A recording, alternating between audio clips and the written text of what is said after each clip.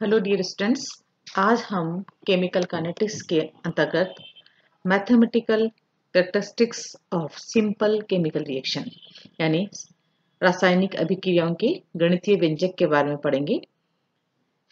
सरल रासायनिक अभिक्रियाओं के वेग नियम के लिए दो प्रकार के गणितीय रूपों का प्रयोग किया जाता है। फर्स्ट है अवकलित रूप यानी differential form, second is the समाकलित रूप या इंटीग्रेशन फॉर्मेशन। इन समीकरणों का रासायनिक बल गति की विभिन्न कैलकुलेशंस में काम में लिया जाता है। डिफरेंशियल रेट इक्वेशन क्या है? अभिक्रिया का वेग तथा सांद्रता के बीच संबंध व्यक्त करने वाले समीकरण को अवकलन वेग समीकरण कहते हैं। अवकल वेग समीकरण यानी -dc/dt is directly proportional to the concentration of reactant, या हम लिख सकते हैं rate constant is equal to concentration of the reactant. जहां डिफरेंशियल इक्वेशन काम में लेते हैं उसको हम कहेंगे dc -dc/dt is equal to differential rate equation. और अब हम बात करेंगे इंटीग्रेटेड रेट इक्वेशन की। इंटीग्रेटेड रेट इक्वेशंस को हम डिटरमाइन करने के लिए अलग अलग ऑर्डर ऑफ रिएक्शंस को पढ़ेंगे। इसमें हम समय तथा सांद्रता के बीच संबंध व्यक्त करने वाले समीकरण को समाकलित वेग समीकरण कहते हैं। इसे अवकलित जो वेग समीकरण होती है उसका हमें समाकलन करके प्राप्त करते हैं और इन्हें सामान्यतः वेग स्थिरांक के समीकरण के रूप में व्यक्त करते हैं।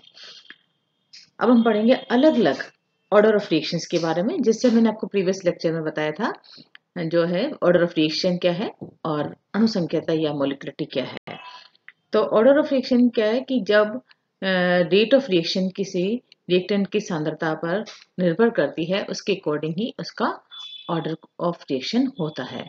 अगर कोई अभिक्रिया का जो वेग है किसी रिएक्टेंट की सांद्रता के प्रथम घात के समानुपाती है तो वो प्रथम कोटि की अभिक्रिया है। यदि अभिक्रिया का वेग किसी रिएक्टेंट की सांद्रता के स्क्वायर या द्वितीय घात के समानुपाती है तो द्वितीय कोटि की अभिक्रिया है। इस तरह से जिस तरह से अभिक्रिया का वेग किसी अभिक्रिया की सांद्रता पर निर्भर करता है उसी प्रकार उसका अभिक्रिया की कोटि होती है। तो सबसे पहले हम पढ़ेंगे फर्स्ट ऑर्डर रिएक्शन।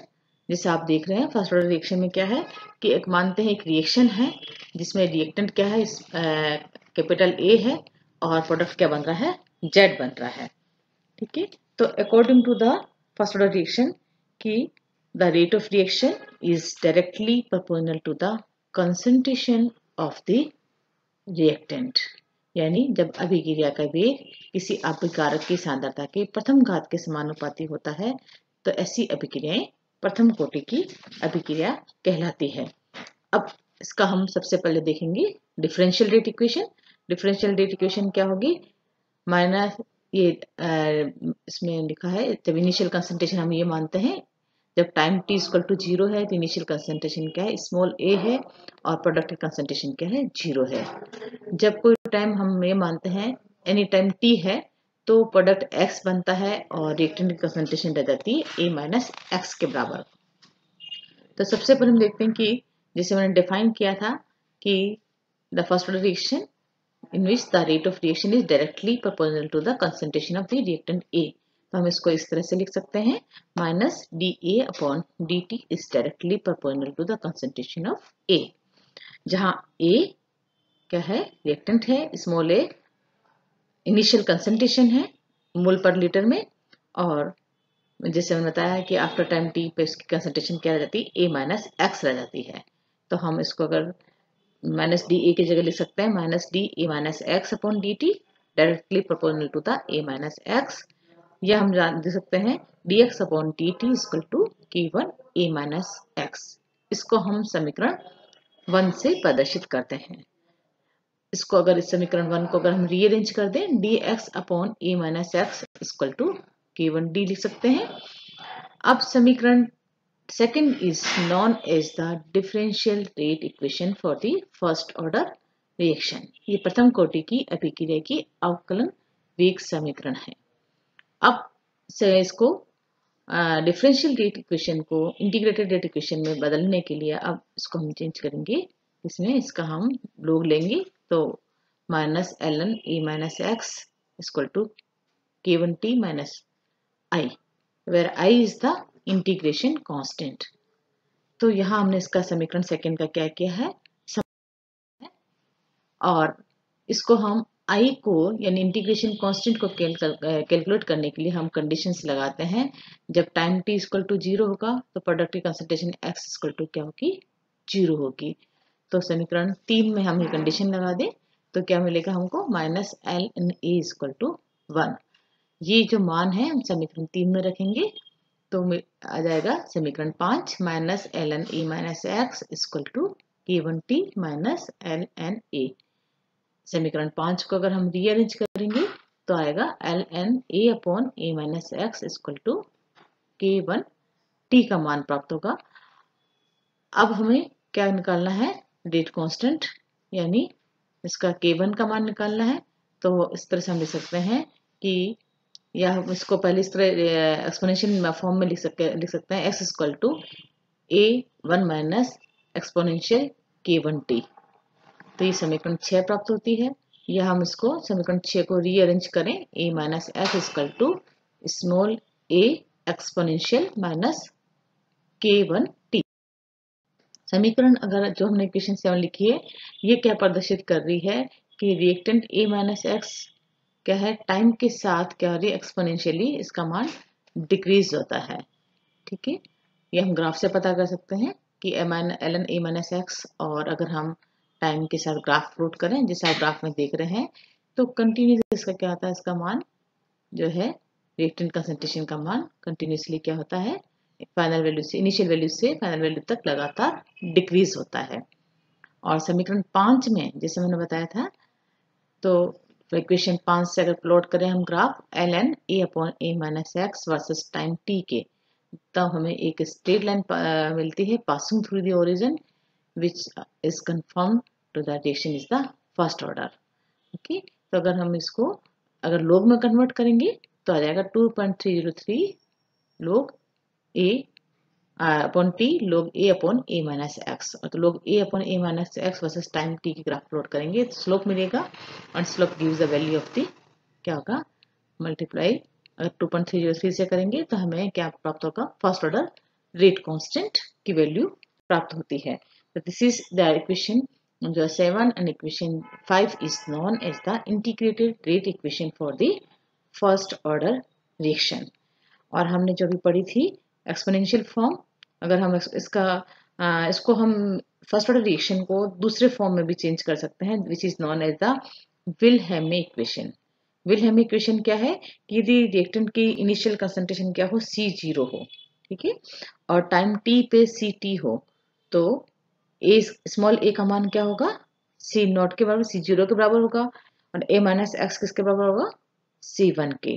तो फॉर्मूला मैंने अभी बताया था आपको, equation 5 k1 equal to 2.303 upon t log a upon a minus x. तो हम a की जगह रखेंगे C0 का मान और a माइनस एक्स की जगह रखेंगे Ct का। तो हम कैलकुलेट कर सकते हैं ln C0 upon Ct equal to k1t, या इसको हम लिख सकते हैं कि ln C1 अपॉन C0, इसको हमने इन्वर्स कर दिया है, which is equal to the minus k1t। या हम कर सकते हैं कि C1 equal to C0 exponential minus k1t, जैसे हमने अभी आपको समीकरण 7 बताई थी। This is known as the Wilhelmy equation. आपको ये ध्यान रखना है क्योंकि एग्जाम में आपको ये भी लिखवा सकते हैं कि give the expression for the first order reaction, either gives the Wilhelmy equation या राइट द विल्हेमी इक्वेशन। तो आपको ये इस तरह से इसको समझाना है। इसमें हम इसका इंटरवल फॉर्मूला भी कैलकुलेट कर सकते हैं। इंटरवल फॉर्मूला क्या है कि यदि रिएक्टेंट की इनिशियल कंसंट्रेशन हमें पता नहीं हो, यानी ए आपको स्मॉल ए का मान हमें ज्ञात नहीं है, तो K1 का मान हम इंटरवल फॉर्मूले से भी कैलकुलेट कर सकते हैं। यदि T1 और T2 दो अलग अलग टाइम पर किसी भी रिएक्टेंट कंसंट्रेशन C1 और C2 है, तो फर्स्ट ऑर्डर की जो इंटीग्रेटेड रेट इक्वेशन हो इसको हम इस तरह से प्रदर्शित कर सकते हैं, K1 equal to 2.303 upon T2 minus T1 log C1 upon C2। तो हम इस तरह से कैलकुलेट कर सकते हैं T2 माइनस T1, यानी interval formula 2.303 upon K1 log C1 upon C2। This is known as the interval formula, यानी अंतराल सूत्र कहलाता है। Now what is the different characteristics of the first order reaction. It is very very important, the characteristics of the first order reaction. First order reaction के characteristics हम ज्ञात करेंगे. First चीज है इसकी कैरेक्टरिस्टिक कि जो फर्स्ट ऑर्डर रिएक्शन है इसमें जो हाफ लाइफ है वो इनिशियल कंसंट्रेशन पर डिपेंड नहीं करती है. And what is the half life? Half life is the time taken by the reaction in which reactant concentration reduce to half. वह समय जब रिएक्टेंट कंसंट्रेशन घटकर आधी रह जाती है क्या कहलाती है? अर्ध आयु कहलाती है. यानी t का मान t हाफ के बराबर होगा और x का मान a अपॉन 2 के बराबर, where a is the initial concentration of the reactant.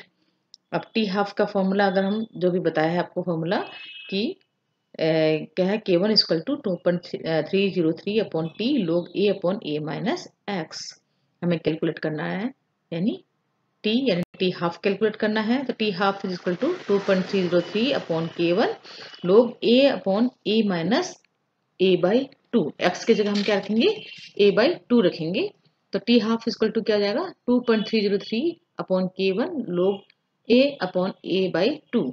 ये हम इसको लिख सकते हैं log 2 के बराबर होगा. a से कैंसिल आउट हो जाएगा और log 2 की वैल्यू हम जानते हैं 0.3010. तो t half equal to 2.303 upon k1 multiply 0.3010. 0.3010 को मल्टीप्लाई करेंगे 2.303 से, then we get t half is equal to 0.693 upon k1. It means t half does not depend upon the initial concentration of the reactant. यानी प्रथम कोटि की अभिक्रिया में जो अर्धायु है वो अभिकारक की प्रारंभिक सांद्रता पर निर्भर नहीं करती है. अब सेकंड चीज इसमें क्या है कि प्रथम कोटि के स्थिरांक का मान क्या होता है, यानी इसका जो यूनिट है उसका मान क्या है आप निकाल सकते हैं. जैसे मैंने डिफाइन किया था the rate of reaction, the first order reaction क्या है? The rate of reaction in which is directly proportional to the concentration of the reactant. यानी सांद्रता के समानुपाती है और कंसंट्रेशन और कंसंट्रेशन जो कैंसिल आउट हो जाएगा तो फॉर्मूला क्या मिलेगा हमें? यूनिट क्या रहेगी इसकी? टाइम इनवर्स या समय इनवर्स होती है, या इसको हम कह सकते हैं सेकंड इनवर्स है. जो इसकी ये फर्स्ट ऑर्डर की ये इकाई होती है. और सेकंड जो है इसको समीकरण को हम अब जो मैंने लिखी थी आपको क्वेश्चन नंबर 5 इसको हम रीअरेंज कर सकते हैं. यानी इस तरह लिख सकते हैं log a minus x equal to minus k1 upon 2.303 t plus log a. इसी क्वेश्चन को हमने रीअरेंज किया है. Equation 5 k1 equal to 2.303 upon t log a upon a minus x, इसको हमने रीअरेंज कर दिया है.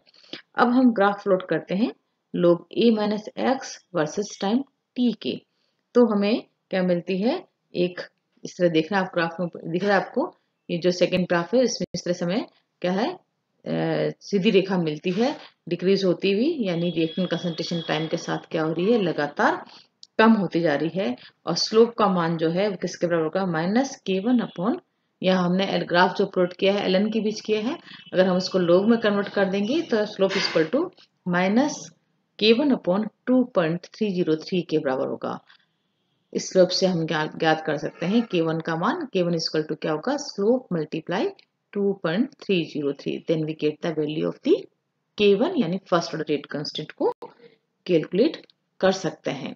तो इस प्रकार इसकी ये तीन जो इसकी मेन कैरेक्टरिस्टिक्स हैं. अगर आपको एग्जाम में पूछा जाए कि what is the first order reaction and gives the या calculate the value of the rate constant या प्रथम कोटि की अभिक्रिया को समझाइए, तब आपको ये पूरा लिखना है कि किस तरह डिफाइन करना है प्रथम कोटि की अभिक्रिया को, और उसका डिफरेंशियल रेट इक्वेशन के बारे में बताना है और इंटीग्रेटेड रेट इक्वेशंस के बारे में बताना है और उसके मेन कैरेक्टरिस्टिक्स यानी मुख्य अभिलाक्षणिक गुणों के बारे में बताना है. Now what is the example of the first order reaction? प्रथम कोटि की अभिक्रिया के उदाहरण क्या है? पहला है इसका जो है decomposition of N2O5, nitrogen pentoxide का जो डिकम्पोजिशन है, it is the first order reaction. 2N2O5 is convert into the 4NO2 plus O2. और second is the thermal decomposition of azo isopropene का जो तापीय अपघटन है, it is a first order reaction. And जो हाइड्रोलाइसिस ऑफ H2O2 का जो hydrolysis है, यानी 2H2O2 convert into the 2H2O plus O2, it is also a first order reaction। तो इस तरह से ये फर्स्ट ऑर्डर रिएक्शन के बारे में हमने पढ़ा है आज। इसमें हमने देखा है कि इसकी डिफरेंशियल रेट इक्वेशन क्या है, इंटीग्रेटेड रेट इक्वेशंस क्या है, और मेन उसके कैरेक्टरिस्टिक्स यानी अभिलक्षणिक गुण क्या है, और उसमें हमने पढ़ा है इसकी अर्धायु क्या होती है और अर्धायु किस तरह निर्भर करती है, और इसकी इकाई क्या होती है, और फर्स्ट ऑर्डर रिएक्शन की एग्जांपल्स के बारे में हमने पढ़ा है। तो ये आपको इस तरह से अगर कोई फर्स्ट ऑर्डर के रिएक्शन के बारे में पूछा जाता है तो सब चीज़ आपको स्टेप बाय स्टेप लिखनी है। It is over. अब हम जो सेकंड ऑर्डर रिएक्शन उसको बारे में हम नेक्स्ट लेक्चर में पढ़ेंगे। ओके बच्चों।